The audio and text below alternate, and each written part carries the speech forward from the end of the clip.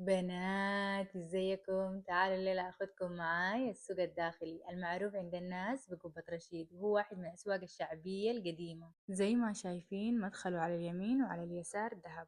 السوق الداخلي يحسسكم انكم عايشين زمن زمان. الصراحة المكان يوسع الصدر. البنات سألوني عن العبايات. الصراحة انا لما جيت المرة اللي فاتت ما كان في عبايات حلوة، بس هسي لو جيتوا طولتوا بالكم بتطلعوا بقطع رهيبة. اكتبوا لي في التعليقات اي واحدة حبيتوها اكتر. الناس اللي بيعرفوا المعقلية في الرياض، ما حسيتوا قبة رشيد بتشبه المعقلية حبة؟ نفس الممرات الضيقة، المحلات الصغيرة جنب بعض، العطور، البخور، الملابس التقليدية، نفس الإحساس اللي بوصلوه لنا الاتنين، الأجواء التراثية وزمن زمان. بس المعقلية أكبر بكتير، وزي ما شايفين في جلسات تقدروا تتقهووا فيها وتستمتعوا بالأجواء.